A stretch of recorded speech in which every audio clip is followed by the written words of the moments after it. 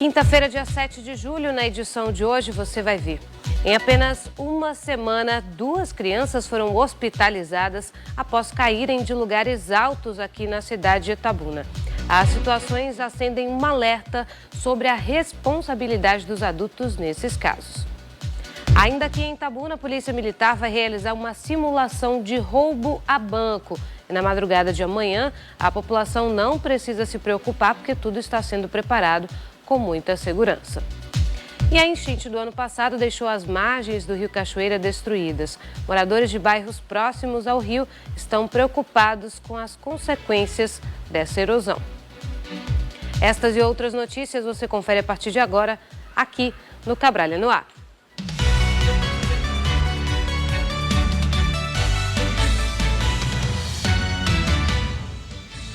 Muito bom dia para você que está aí do outro lado da telinha, 7 horas e 36 minutos. Já se acostumaram com o horário novo? Sempre às 7h35 a gente está chegando aqui.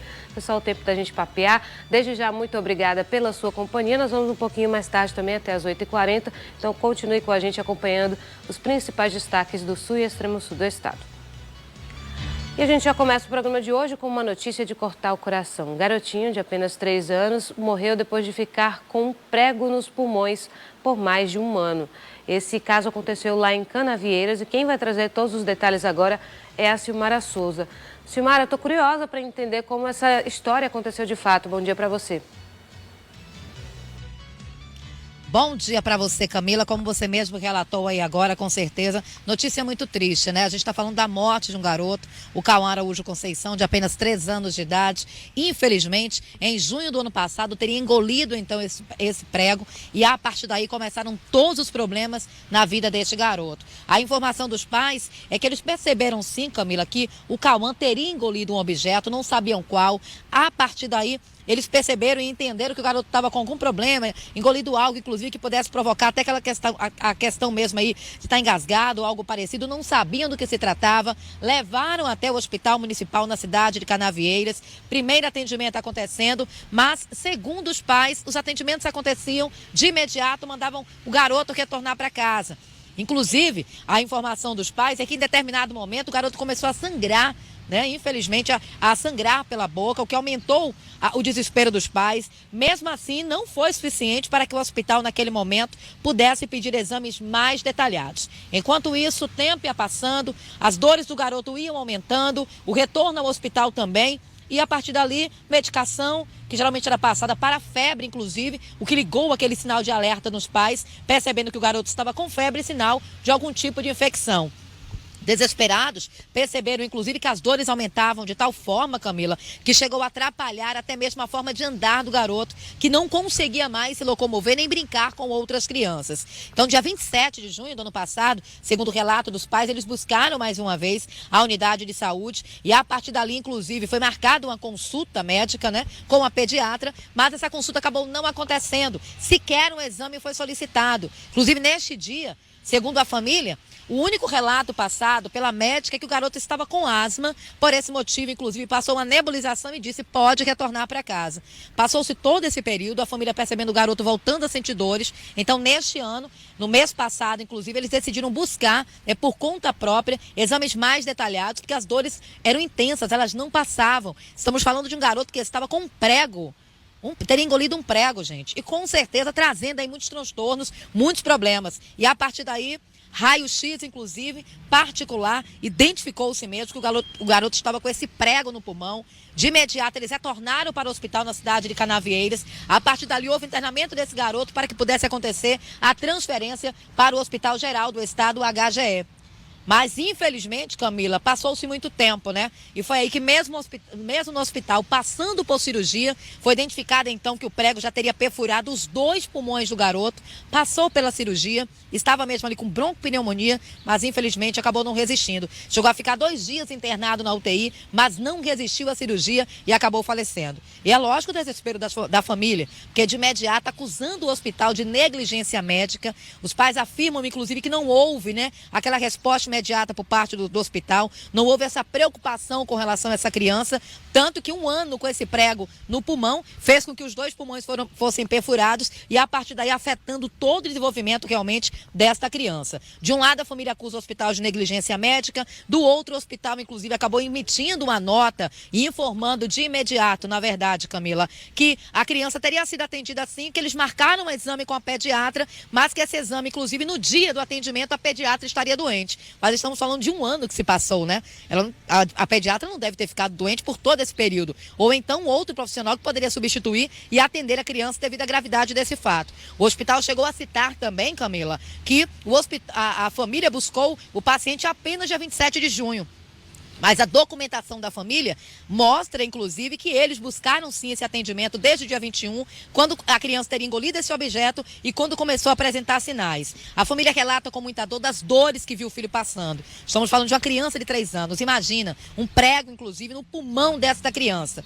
Lembrando que logo após a morte do bebê, da criança de 3 anos, claro, desespero por parte da família, mas acabaram buscando, viu, a delegacia na cidade, lá na capital baiana, lá mesmo em Salvador. Inclusive, esse inquérito está vindo para a delegacia de Canavieiras e vai ficar à frente aí da investigação a coordenadora da 7ª Corpim, a doutora Catiana Morim. Camila, que tristeza, estamos falando de uma criança de 3 anos e realmente um caso muito triste, né? 1 ano, Camila, com um prego no pulmão, imagina, 2 pulmões, infelizmente, aí acabaram ficando perfurados. Desespero dessa criança por tanto tempo, é muito lamentável mesmo, viu? Retorno com você.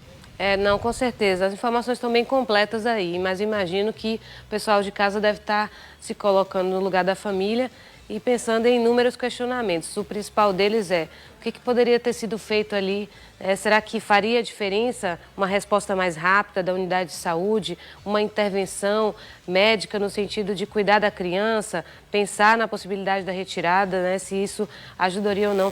E nas consequências também, porque as consequências a gente viu, né? Infelizmente foi em algo mais trágico que chegou à morte da criança. E começou com a perfuração e outras consequências. Sabemos que os pulmões têm uma função muito importante no nosso organismo, como um todo, né? Quando uma coisa desequilibra, parece que tudo desanda junto. Ainda mais para uma criança tão frágil, de apenas 3 anos de idade. É lamentável mesmo. Imagino que muita gente está se questionando e, como você falou, né, Silmara, esse acompanhamento, essa denúncia no sentido aí da família, provavelmente vai ser um pontapé inicial para começar a investigar em que circunstâncias toda essa situação aconteceu de fato, né?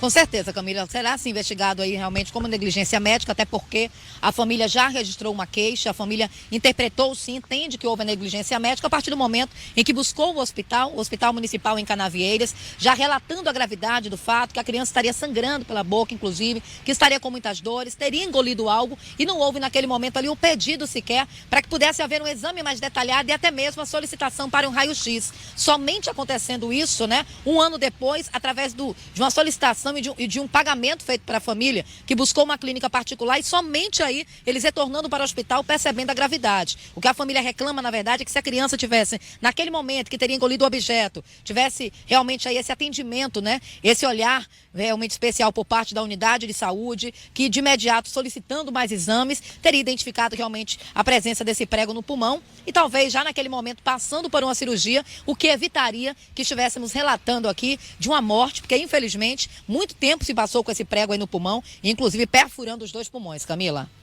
Obrigada, Silmara, pelas informações. Daqui a pouquinho te chamo novamente, a gente vai acompanhando esse caso. Desde o início deste ano, 3 crianças morreram hospitalizadas após caírem de prédios aqui na cidade de Itabuna. Felizmente, em todos os casos, as vítimas conseguiram se salvar, mas o alerta é para que novos casos não aconteçam. Veja na reportagem.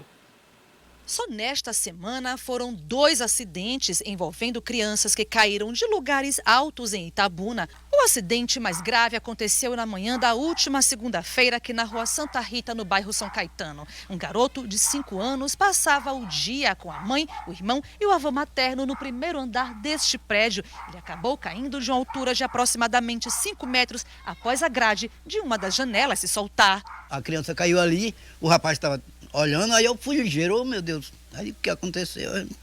Daí ficou logo surpreendido, né, de ver um horror daquele, todo mundo ficou comovido.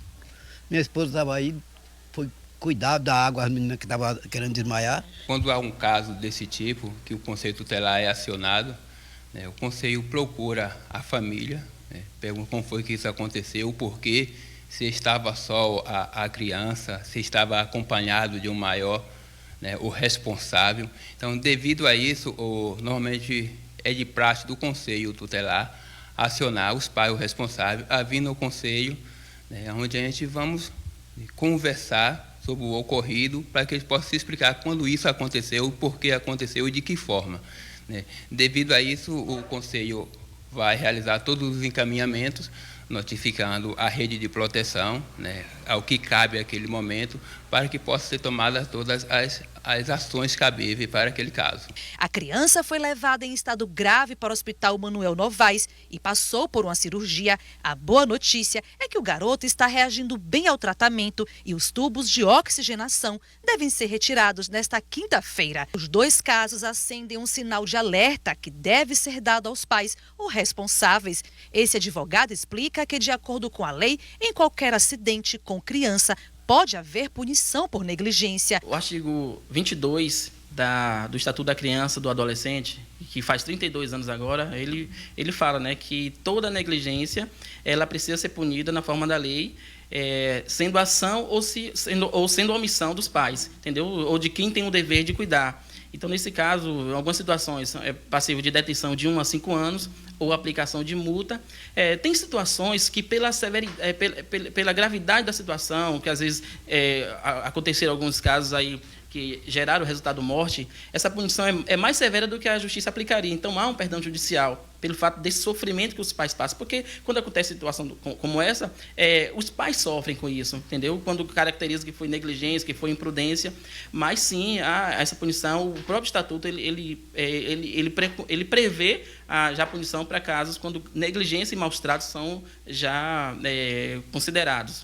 Em janeiro deste ano, outra criança, um menino também de 5 anos, caiu do 3º andar de um prédio na Avenida Itajuípe. Na época, familiares da vítima suspeitaram que a queda teria sido criminosa e não acidental. Independente da criança ter sido acidental ou não, e precisa ser analisada para verificar se não houve negligência dos pais. Então, eu entendo que deve ser analisado com bastante cautela e assim, passa por uma perícia. O local precisa ser periciado. Quando acontecem acidentes, o local é periciado.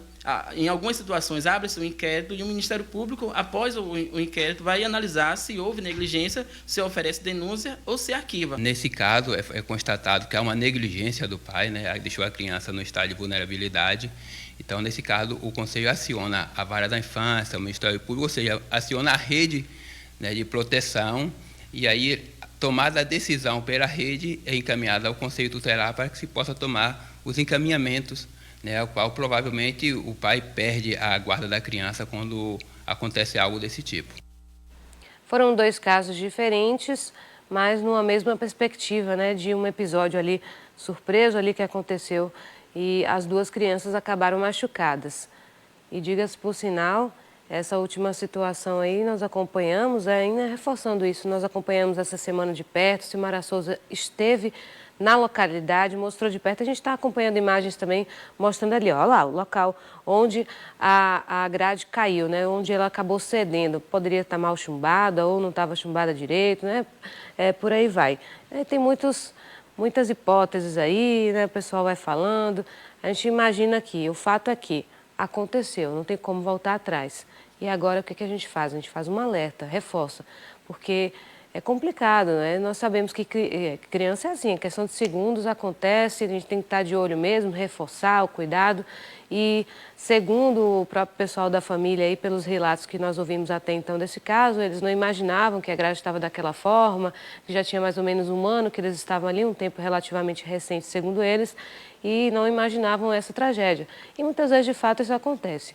Aí vem o outro caso, que nós acompanhamos em janeiro, a Érica de Sá chegou a citar na reportagem, e nós não esquecemos não, inclusive desde ontem, quando a gente estava relembrando que houve esse episódio, se questiona como é que ficou esse inquérito, a que pé está, como é que ficou essa investigação, Porque na época eu me lembro da gente ter acompanhado de perto, nós até tentamos um contato direto com a família, chegamos a ouvir a declaração, o pai se apresentou na época, falou que teria saído de casa e por aí vai. Mas não ouvi mais novidades sobre esse assunto, né? A que pé ficou essa investigação. E a orientação ali, até segundo o próprio advogado entrevistado aí durante a reportagem, explicou, né, que existem todos os trâmites para ser realizado, o inquérito leva um tempo e só depois ele vai definir se pode ter sido criminoso ou não. Mas o que a gente tem de lição aí com esses 2 episódios? O alerta, aquele alerta ali, ó. Tem que acender a luzinha vermelha. Quem é pai, quem é mãe, com certeza sabe. Quem é familiar, quem é cuidador, quem tem a tutela aí, com certeza vai saber do quanto que é importante a gente reforçar, principalmente com a criançada, né? Foram crianças que, infelizmente, né, acabaram se machucando muito, né? A gente acompanhou, tem muitos casos de estar chamando a atenção aí de fato. Agora, mudando de assunto, ontem à tarde, o comandante do 15º BPM aqui de Itabuna, Tenente Coronel Ferreira Lopes, concedeu uma coletiva de imprensa para falar sobre a simulação de roubo a banco que vai acontecer na madrugada de amanhã aqui da cidade. Atenção, a ideia dessa simulação é colocar em prática o protocolo de segurança aí em crimes contra instituições financeiras. Essa simulação é a parte final de um seminário que ocorreu ontem. O objetivo, é claro, alertar a população de que tudo não passa de simulação e não há motivo para preocupação, caso sejam ouvidos disparos, fumaça, viaturas pelas ruas. Imagine, a pessoa que não prestou atenção ali no aviso, passar vai se assustar, né? Mas está bem explicadinho aí. Então vamos ficar calmos, porque a polícia está fazendo essa simulação para aprimorar o serviço de excelência que já é realizado por eles.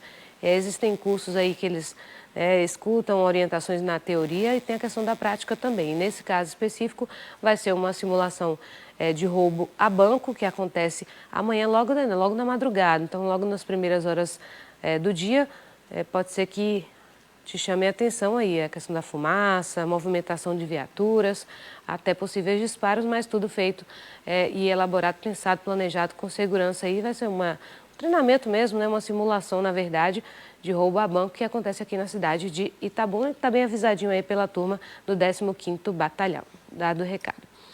A Secretaria de Administração Penitenciária da Bahia divulgou ontem a suspensão das visitas nos presídios de todo o estado. E olha só, a medida foi tomada por causa do aumento dos casos da Covid-19. Tá vendo por que a gente tem que ter cuidado? Além disso, o aumento dos casos de influenza pesou na decisão, inclusive entre os funcionários do sistema penitenciário. Se a gente não se cuida aí no geral, os casos aumentam, todos os setores acabam sentindo. Com isso, estão suspensas temporariamente as visitas a familiares, também religiosas nas unidades carcerárias de todo o estado. Então, vamos recapitular? A Secretaria de Administração já confirmou, já divulgou, né, da parte penitenciária, a suspensão de visitas nos presídios de toda a Bahia. Então, mesmo aquela familiar, mesmo aquela religiosa, que é algo que já faz parte da rotina, é tudo planejado, o pessoal já se prepara nesse sentido, mas por enquanto está suspenso. Isso vale para todo o estado. A gente tem uma unidade, um conjunto penal aqui na cidade de Itabuna, outras cidades que estão nos acompanhando também tem. Então, esse alerta já se estende para vocês também, porque está valendo para todo o estado, anúncio aí, portanto, da Secretaria de Administração Penitenciária. E já vimos o porquê, qual é a motivação, né? Uma medida de segurança, pela questão do contexto de saúde, até porque não é de hoje que nós estamos ouvindo aí sobre essa crescente em relação aos casos da Covid-19, que volta a preocupar aqui em todo o estado, algumas cidades mais do que outras, e por isso a gente aproveita até esse aviso aí para reforçar a importância da prevenção e, por que não, falar também da vacinação, né? Tem muita gente que está com o esquema vacinal atrasado ou que sequer concluiu. Então, já fica de olho ligadinho aí, o aviso está dado. Agora nós vamos conhecer um projeto que tem transformado as vidas de crianças e adolescentes aqui de Itabuna. O Bom de Bola, Bom na Escola, uma iniciativa muito bacana e que faz garotos chegarem um pouco mais perto de realizar o sonho de jogar futebol profissionalmente. Quem vê o Luan correndo, jogando, percebe que o garoto tem talento. O toque na bola é diferenciado. A disputa por ela demonstra raça e determinação. Meu sonho é ser jogador. Meu sonho quando crescer é ser jogador do Flamengo, profissional. Flamengo? Sim. Assim como o Luan, todos por aqui, crianças, adolescentes e jovens, têm o mesmo sonho. Eles fazem parte do projeto Bom de Bola, Bom na Escola. A escolinha de futebol foi idealizada por Silvano, morador da comunidade de Ferradas, que há anos decidiu trabalhar com jovens de famílias em vulnerabilidade social, no intuito de ajudar no futuro de cada um deles. Um dos critérios para participar do projeto é que o aluno esteja estudando e não somente isso, tendo bons resultados nas tarefas escolares. Não adianta só a gente buscar o jogador, o atleta. Não, a gente aqui tem um trabalho de desenvolvimento para que ele se torne primeiro um ser humano, buscar um ser humano para depois buscar um atleta ou aquilo que ele queira seguir na carreira. Então, o nosso trabalho é totalmente direcionado com estudo, a formação. O projeto já existe há 12 anos. Atualmente conta com 250 atletas, entre crianças, adolescentes e jovens, com idade entre 10 a 22 anos. E eles agora estão vivenciando uma grande oportunidade, ter uma chance de jogar uma partida oficial contra um time de divisão de base da cidade de Vitória da Conquista. 26 garotos serão selecionados e serão divididos entre 2 categorias. Por isso que o trabalho não pode parar.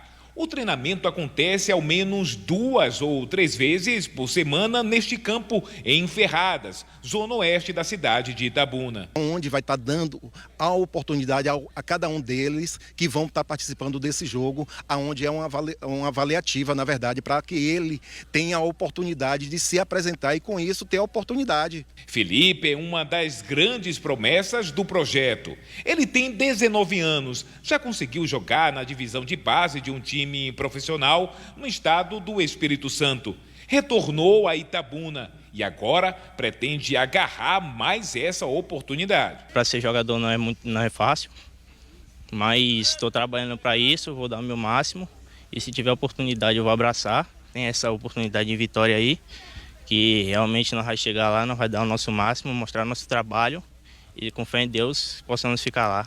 Mas, infelizmente, o sonho desses meninos precisa de ajuda para poder se concretizar. A escolinha não recebe apoio do governo e de nenhuma instituição. Vive apenas da solidariedade de algumas pessoas da própria comunidade, que ajudam no que podem.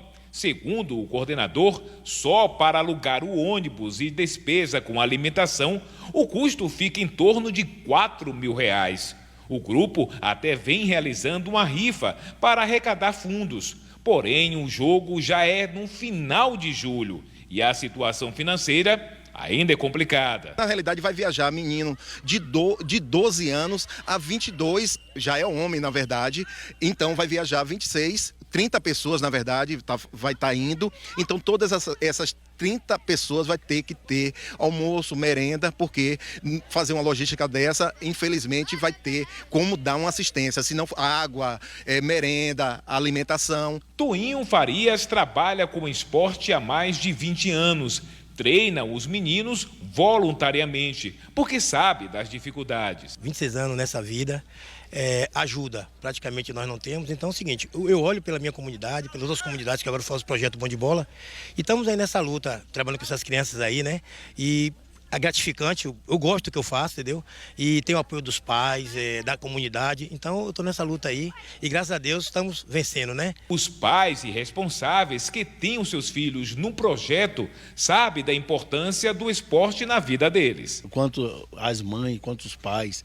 Então a gente tem aquela esperança, né, que algum dia algum deles, né, vá fluir, né? Vai fluir alguma situação. E esse projeto é justamente para isso. Quem quiser ajudar o projeto Bom de Bola, Bom na Escola, é só entrar em contato com a coordenação. Pode entrar em contato com o número que é o meu, 739-9182-6537 e vai falar comigo naquilo que possa ajudar a esses meninos estarem realizando o sonho. Eu vou pedir para o telefone continuar na tela aí, o pessoal de casa já vai anotar certinho, 739-9182-6537. Viu aí? O Silvano está à frente desse projeto e tem muita gente envolvida também. Nós vimos ali que tem a questão dos custos, né? Tem nossa, o esporte tem um efeito maravilhoso na vida dessa criançada, desses jovens, com certeza, nós sabemos disso. Mas mais do que trazer disciplina, né, ajudar na educação, no desempenho, até mesmo na forma como eles lidam com a família em casa, olha, são efeitos que a gente não precisa nem questionar aqui, nós já sabemos o quanto que isso pode ser importante. Mas além de tudo isso, de todos esses benefícios, essa prática pode trazer um futuro para essa criançada aí. Quem sabe uma delas pode de fato ser um jogador profissional, pode fazer uma carreira nesse sentido. E vocês estão achando que é cedo para descobrir? Não é não. Quem tem um talento ali, meu amor, e quem é incentivado ali desde cedo, você pode ter certeza que vai fazer a diferença lá no futuro. É inevitável. E quem entende da área aí sabe, né? Bate o olho ali e já fala, ó, aquele menino ali tem futuro. E com esse tipo de incentivo, com projetos como esse, com certeza vidas podem ser transformadas. Então, por isso que a gente está aqui mostrando um pouco dessa história. E se você aí de casa se sensibilizou, né, quiser ajudar de alguma forma, seja colaborando com alguma atividade ou incentivando ali através de recurso financeiro, materiais aí para a turma que trabalha, ou até insumos também, porque a gente sabe que tem gasto com alimentação, com tudo mais. 739-9182-6537, é só falar com Silvana aí que está à frente do projeto, combinado? Agora você acompanha imagens ao vivo da movimentação lá na Avenida Princesa Isabel, em Itabuna. Como é que será que está o trânsito, hein, por agora? Está bem movimentado, né? Mas está fluindo normalmente, é natural, né, dessa região. Principalmente agora, sentido centro da cidade também a gente acompanha. Nos dois sentidos, na verdade, tem muita movimentação. Agora também sentido São Caetano. Mas a movimentação que está fluindo normalmente são 8 horas e 1 minuto. Tem muita gente que já saiu de casa, né? Já começou a rotina cedo, como a gente aqui no Cabral no Ar, que acorda cedinho para trazer as notícias para vocês. E agora com a imagem mais ampla aí do Sebastião Ribeiro, a gente está vendo um pouco mais do céu. Até que tem poucas nuvens por hoje. Será que faz mais calor? Por enquanto ainda não, 21 graus está fazendo nesse momento, está aquele tempo fresquinho para nós itabunenses e a mínima aí deve ser de 18, máxima de 26, então ainda está variando bastante, está aquele friozinho, principalmente à noite, gostosinho para dormir, né? Mas agora vamos seguir para um rápido intervalo e ainda hoje eu vou conversar com uma psicóloga aqui no estúdio sobre os transtornos ocasionados pelo excesso de trabalho. É um tema muito importante, muitas vezes negligenciado, e a gente vai fazer esse alerta daqui a pouquinho. Não sai daí, eu volto já já.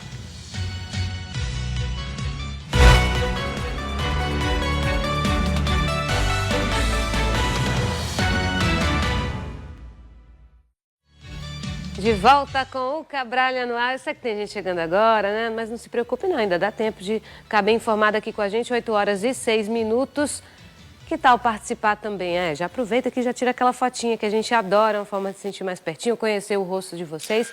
É só fazer um clique, pertinho da TV, mostrar que está acompanhando o Cabral no Ar. Eu sei que tem a turma do cafezinho, a criançada aí se preparando. Então, 739-9927-0563 é o telefone para contato.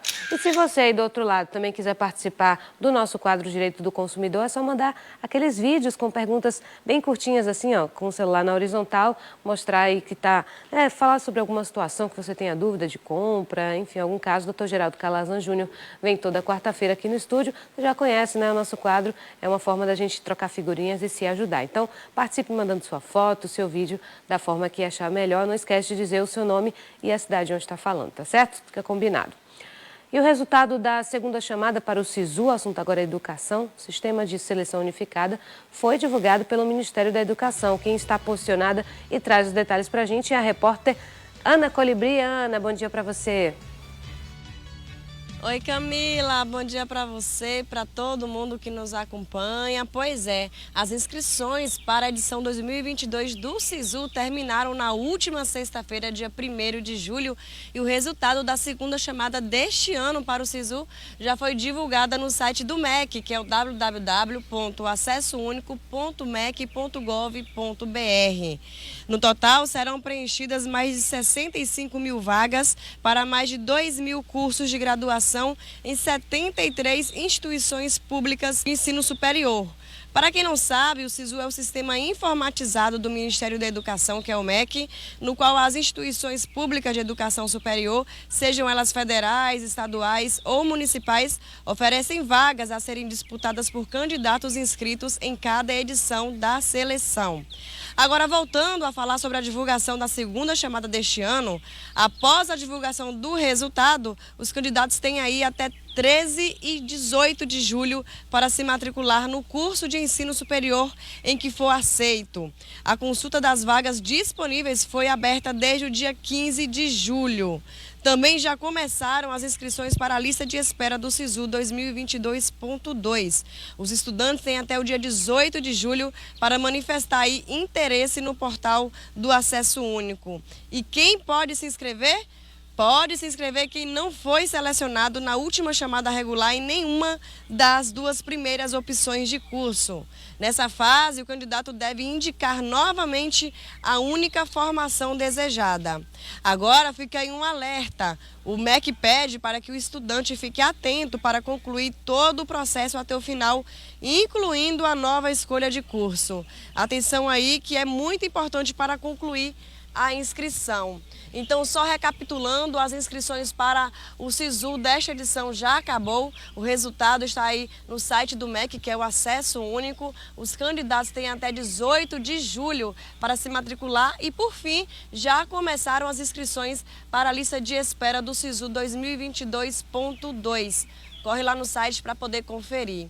Volto contigo nos estúdios, Camila. Obrigada, Ana, pelas informações. Então, são um pouco mais de 10 dias aí para essa turma ficar de olho nessa questão da matrícula. Sabemos que é muito rápido ali no tete-a-tete, né? Tiveram inscrições que há pouquíssimo tempo nós alertamos aqui que iniciaram. Hoje, com a internet, fica muito mais fácil, né? Com as ferramentas, está tudo muito mais prático de fazer. Só que tem que ficar de olho no prazo. Se, dormir um pouquinho no ponto, você piscou e já passou, não pode. É uma oportunidade importante e sabemos aí a questão do acesso ao ensino superior. Então, inscrições já foram, agora o resultado já está disponível e tem que ficar de olho no prazo para matrícula, tá? A gente veio ali, segundo a Ana, e as informações divulgadas até o dia 18, mais ou menos, de julho. Então, não perca o seu prazo. E após a enchente do rio Cachoeira em dezembro do ano passado, as margens do rio ficaram completamente transformadas, né? Os moradores da Rua do Prado, do bairro da Conceição, estão preocupados com a situação e a nossa equipe esteve no local para conferir de perto. É notório o cenário de degradação. Árvores que ficavam no leito do rio e muita vegetação foram arrancadas. A fauna sentiu os impactos. Animais que acham o seu sustento no rio também sofreram e ainda podem encontrar dificuldades de sobrevivência. Uma enchente desse tamanho, desse evento que aconteceu em Itabuna, naturalmente provoca um estresse não só para nós seres humanos, mas também para toda a biota aquática. E a biota aquática é todo o complexo de vida que existe, né? Desde o camarão, desde o pequeno peixe até a capivara, que é um mamífero que se alimenta desses organismos, eles também sofrem um estresse ambiental nessas épocas. E assim, naturalmente, quando a vazão ecológica do rio é alterada, seja para mais ou para menos, naturalmente essa fauna, junto com a flora, que a gente estava falando mais cedo dos vegetais, também é perturbada. Então, depois de um certo tempo é que você começa a perceber o quanto essa comunidade ecológica começa a se restabelecer, ou seja, demora um certo tempo. É comum que você não observe mais jabutis, não observe mais patos, você ainda observa algumas capivaras por serem mais resilientes, mas é natural que após uma enchente toda essa cadeia seja perturbada do ponto de vista ambiental. A enchente trouxe outros problemas, dessa vez a população que vive próxima ao rio, como é o caso dos moradores da Rua do Prado, no bairro Vila Zara. Eles estão reclamando porque a enxurrada danificou o asfalto e levou parte da rua. A gente temos várias crianças na rua, temos medo também das crianças caírem até dentro do rio, né? Pode ter um afogamento, a gente pode dar um deslize e as crianças caírem. O rio está praticamente dentro da nossa casa. Por quê? Porque como teve a enchente e carregou todo o aterro que tinha na rua, a gente não tem nem espaço de andar, na verdade. Também estamos preocupados com a rua que a gente mora, porque não tem mais nenhum saneamento básico nenhum, porque carregou tudo. Só para vocês terem uma ideia, aqui neste ponto onde nós estamos, ficava o nível da rua. Segundo os moradores, a rua ia até mais, ali onde tem essa pedra. Mas a força da enxurrada acabou levando toda essa parte. Do outro lado do rio, da margem, também aconteceu algo semelhante. A força da água acabou também danificando. A erosão tomou parte da rua. E essa é uma das preocupações dos moradores. Se nada for feito, a situação pode ficar pior. Na enchente de dezembro, isso agravou muito mais porque foi retirado toda a vegetação que já existia, né, nas encostas aqui, e houve um grande deslizamento de terra. Esse material, que era o material natural, né, foi levado e, infelizmente, isso tende a agravar com a própria chuva ou o próprio percurso do rio. Segundo o engenheiro, já existe um projeto para revitalizar a margem, construindo uma contenção em pontos mais críticos. É de extrema urgência, né, importância para a prefeitura solucionar esse problema.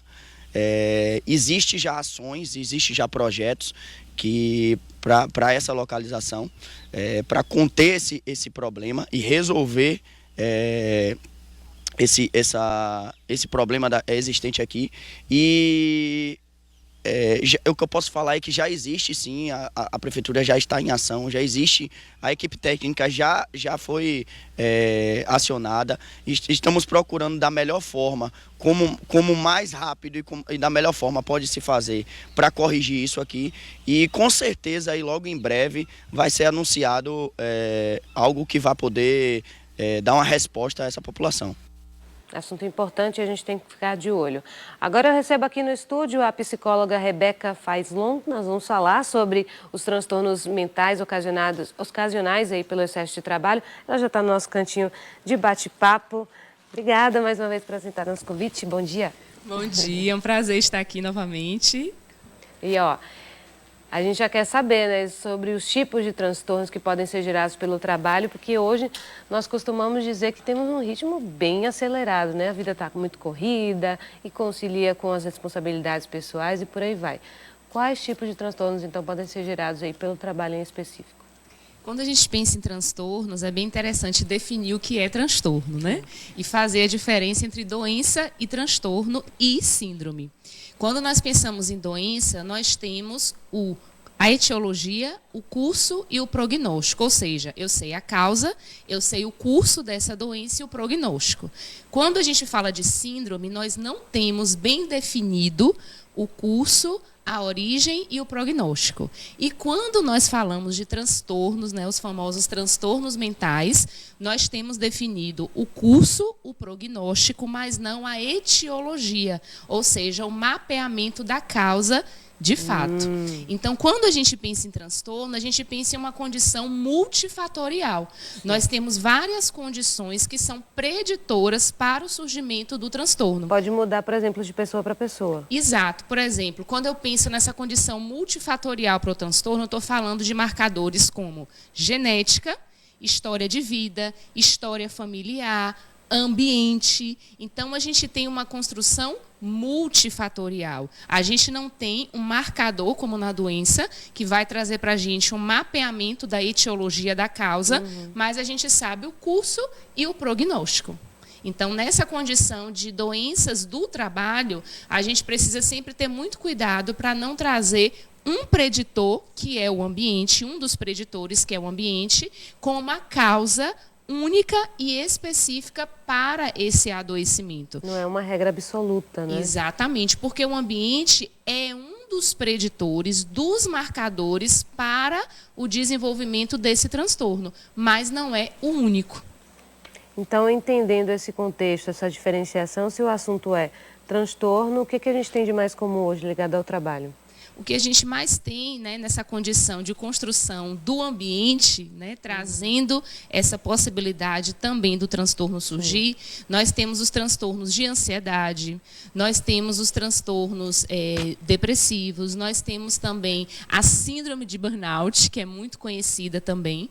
Então, são as condições que são mais marcadoras na realidade de trabalho, respondendo nessa condição emocional do indivíduo. Essa última citada tem sido bastante recorrente e talvez muita gente até ou esteja passando ou tenha passado por esse contexto, por esse quadro ali e não tinha noção. Isso está sendo definido e comentado muito mais agora, né, na atualidade. Com certeza, porque nós percebemos que as pessoas estão mais abertas a falar sobre as emoções.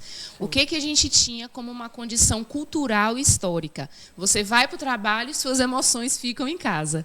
E quando a gente pensa nessa condição de vivência, eu tenho uma formação como um todo indivíduo, biopsicossocial. Então, a minha formação vai comigo e precisa ser vista onde eu estou. Então, essa condição emocional hoje tem sido muito mais percebida. Era algo que era muito velado, que não era falado, e hoje a gente consegue ver até as empresas também trazendo condições de capacitação, educações também, palestras educativas voltados para esse trato do reconhecimento das emoções e de como também prevenir adoecimentos emocionais no trabalho. E a síndrome de burnout, como eu defini no início a questão da síndrome, nós não temos marcadores pontuais nesse mapeamento sobre a origem, né, a etiologia, o curso e o prognóstico, por isso o nome síndrome. E aí, quando a gente traz essa condição de burnout, a gente vai entender que é um esgotamento mental e físico. Que normalmente, possivelmente, ou na grande maioria das vezes, pode acontecer no trabalho. Exatamente. Né, por conta da rotina ali, né, daquele excesso ali de cansaço, enfim. O que eles sentem na prática? Quais são os sintomas normalmente? Os sintomas mais recorrentes estão voltados à condição da despersonalização, ou seja, a pessoa ela não tem mais aquele prazer, aquela condição de se identificar com a tarefa que está desenvolvida. Existe também um excesso de reconhecimento. A pessoa ela precisa a qualquer custo provar que ela é competente para si mesma e para os colegas. Existe também a condição do excesso de trabalho, é a primeira pessoa a chegar e a última pessoa a sair. Claro que nós temos momentos pontuais no trabalho que o fluxo e o contingente de demandas e de obrigações tende a ser maior. Mas o que precisa ser visto é se isso já virou uma regra. Mesmo não tendo a necessidade específica ou fator demandante, o indivíduo ainda assim é o primeiro a chegar, é o último a sair. Ele acredita que ele só logra êxito se ele estiver dentro de um quadro de perfeição, em que tudo tem que estar brilhantemente feito o tempo todo, toda hora, todo dia, né? Uma condição também muito comum está relacionada ao afastamento, ao isolamento social. Então, aquele colega que não interage mais no intervalo, nas festas ou nas condições de comemorações, ele já não quer mais participar. É aquela pessoa que entra e sai do trabalho dentro da condição de piloto automático. Eu venho, faço meu trabalho e vou embora. Então, essas são algumas das características que são marcadores para sinalizar essa condição de adoecimento relacionado à síndrome de burnout. O difícil é entender justamente a origem, porque a gente viu que pode ser multifatorial. Eu estou aprendendo direitinho, né? Agora, se for transtorno, se for síndrome, nessas situações, em alguns exemplos que a gente pode imaginar, isso pode tornar o trabalhador incapacitado mesmo ali de exercer a função, exige uma atenção maior? Com certeza, porque, na verdade, quando nós falamos do transtorno, da síndrome, nós estamos falando de prejuízos consideráveis à vida do indivíduo. Eu falei aqui sobre condições de alteração de um fluxo de normalidade. Então, o indivíduo, antes que ele tinha prazer de desenvolver suas tarefas, de estar no seu ambiente de trabalho, essa condição muda. Ele já não tem mais prazer, ele já às vezes não quer nem mais ir, ou quando vai, já chega querendo sair. A gente tem também a ocorrência de um humor deprimido, ou seja, aquele indivíduo que era mais alegre, mais motivado, ele não tem mais prazer de se motivar, de se alegrar, ele não encontra razões que façam ele estar bem. E aí, nessa condição, que é muito importante a gente pontuar também, é que hoje, uma condição muito real para a possibilidade, para o marcador dessa condição da síndrome ou dos transtornos, é porque hoje nós estamos aprendendo a inverter os nossos valores. Ou seja, o que é valor? É tudo aquilo que é inegociável na minha vida.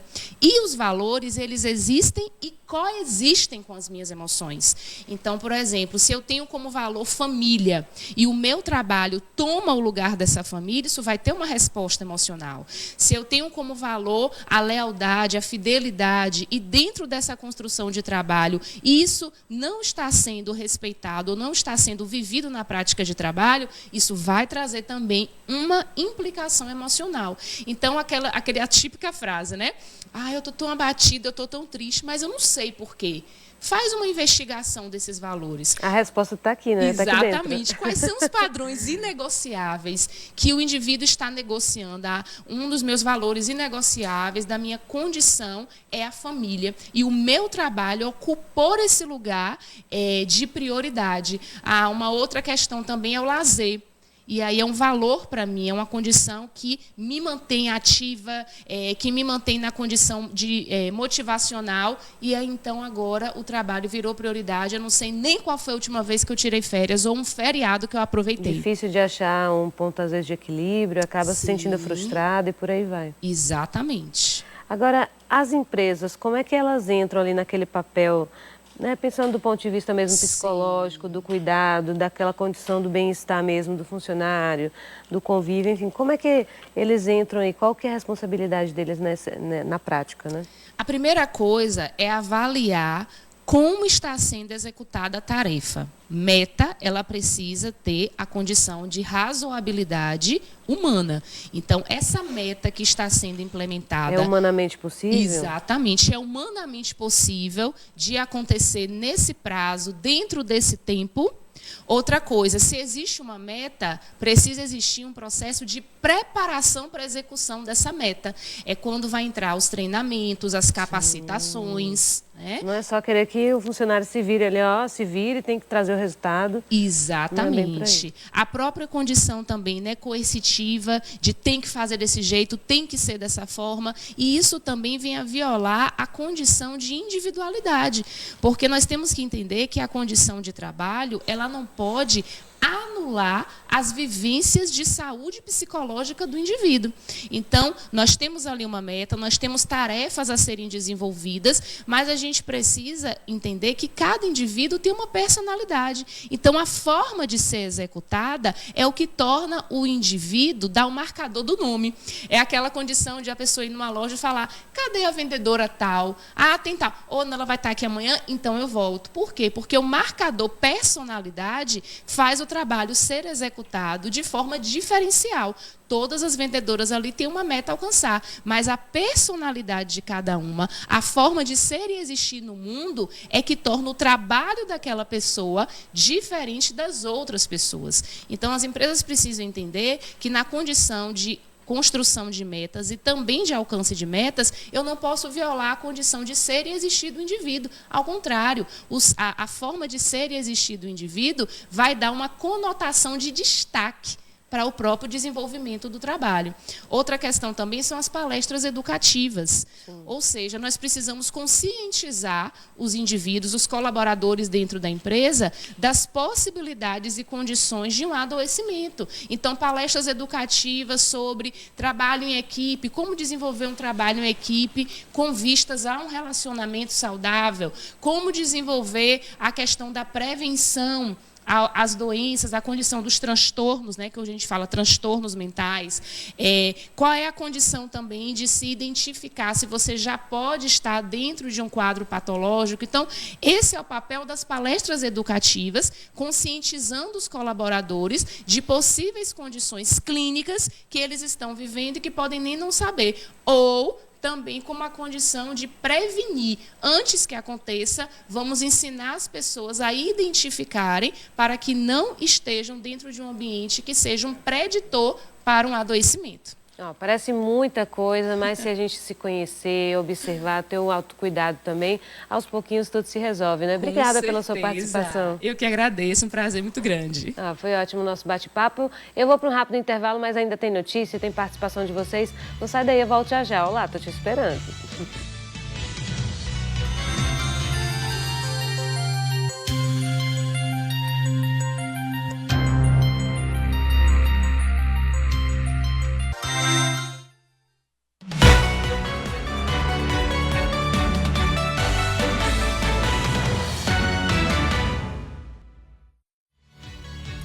Já de volta com o Cabralha no ar nessa reta final, 8 horas e 31 minutos. Os policiais civis da Bahia continuam tentando negociar com o governo estadual para que o salário da categoria seja elevado ao nível superior. Tem novidades, Silmara, sobre essa negociação?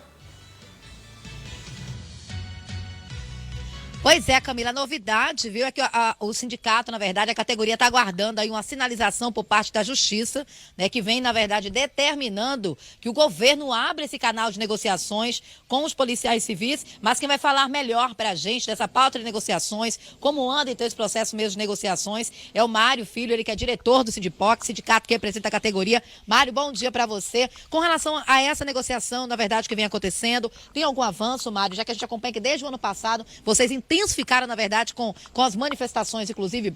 Bom dia para você. Bom dia a todos, bom dia aos telespectadores da Record Cabralha. Nós, primeiro, Silmara, dizer que nós estamos lutando por algo que foi materializado em 2009, com a Lei 11.370, que diz que a passagem, né, quando você aumenta o grau de dificuldade e você exige mais do servidor, lá no artigo 1º, parágrafo 46, ele diz que deveria reestruturar a carreira, ter uma nova forma de remuneração. Então são 13 anos dessa inobservância do governo com relação a essa parte da lei e que nós estamos intensificando as lutas para que se cumpra a lei. A lei que foi aprovada durante o governo desse partido que está no poder e ele mesmo não cumpre o que foi acordado. Então, a nossa luta, o nosso calendário de lutas, fizemos vários apitaços, fizemos vários protestos, inclusive agora no 2 de julho, lá em Salvador também fizemos protestos, né, na passagem do governador, dos seus candidatos, mas a verdade é que o governo escolheu fazer o desinvestimento na Polícia Civil. Sem investimento, a Polícia Civil ela não vai ter, né, um bom número de elucidações dos crimes. Então os baianos vão ficar sem a devida justiça, né?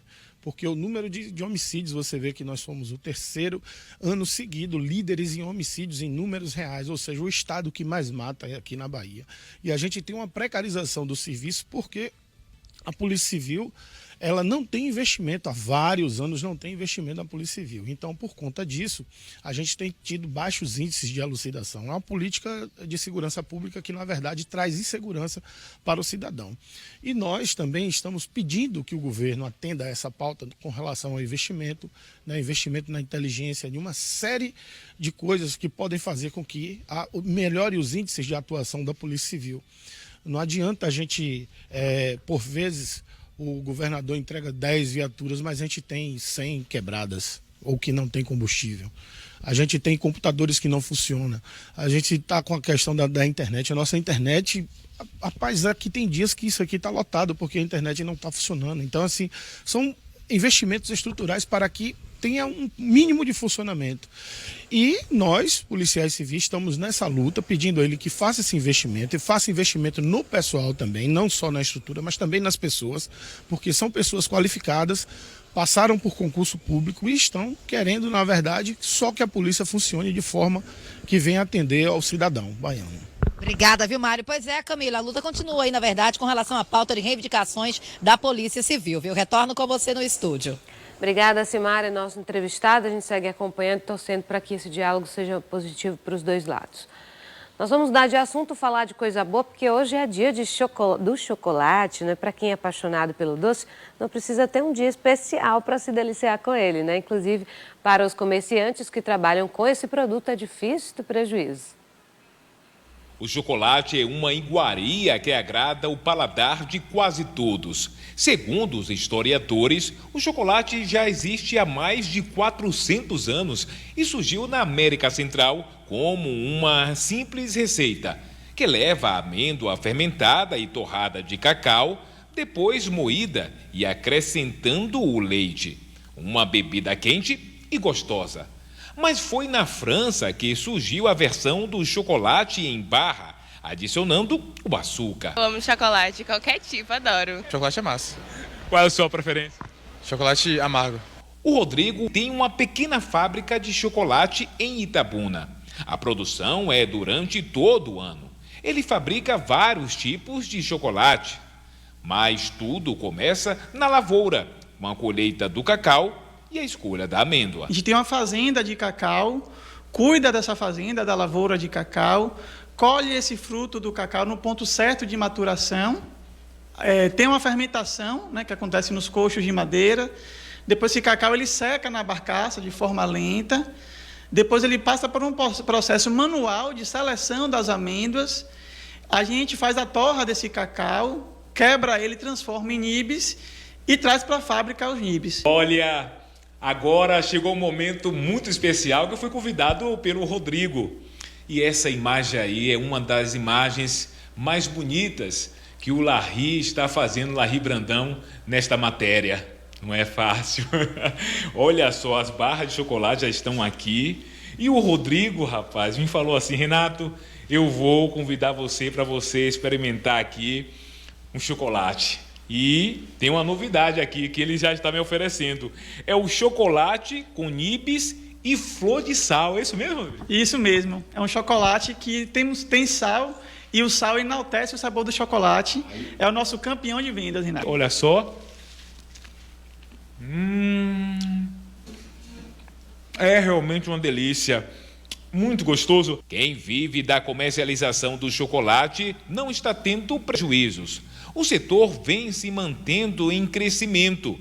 Uma pesquisa realizada pelo Instituto Catar, a pedido da Associação Brasileira das Indústrias de Chocolates, revelou que a taxa de introdução da categoria de chocolate cresceu 1,5% no ano de 2020. Mas os resultados positivos se mantiveram durante os anos seguintes.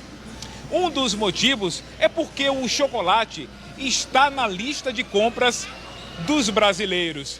Só para você ter uma ideia, somente no ano de 2020, a indústria de chocolate movimentou 11 bilhões de reais. O Cesol tem um projeto da Feira de Economia Solidária, onde faz a exposição de seus produtos.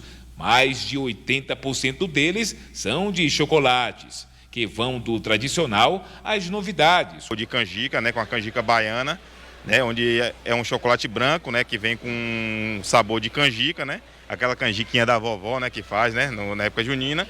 E temos também uma fruta da região, que é a jaca, né. Então, é um chocolate que representa bem a nossa região aqui, sul da Bahia. E a gente adora. E chegou a hora de mostrar você aqui no Cabralha no Ar. Já quero ver quem mandou registro, começando por Guararema. Aniversariante do dia é o Henrique. Ah, obrigada. Feliz aniversário para você, Henrique. Obrigada pelo carinho da audiência. Rosângela de Ilhéus também estava de olho nas notícias. Obrigada, Rosângela, pela sua participação. Lá é da cidade vizinha. Antônio de Porto Seguro, com seu cafezinho, né? Lá no extremo sul do estado. Coisa boa, vou tomar o meu já já. Ó, o Cleison é de Porto Seguro, estava ali na labuta, né, trabalhando, mas estava de olho nas notícias também. Obrigada, viu? Gostei da participação. Lorena de Itabuna, essa fofura aí, mandando beijinho. Um beijo para você também. E para fechar, o Elisandro também aqui da cidade, já com seu cafezinho, né? Coisa boa. Amanhã eu tô de volta às 7h35. Lembrando que hoje tem Balão Geral a partir das 11h40. Que Deus abençoe seu dia. Até a próxima.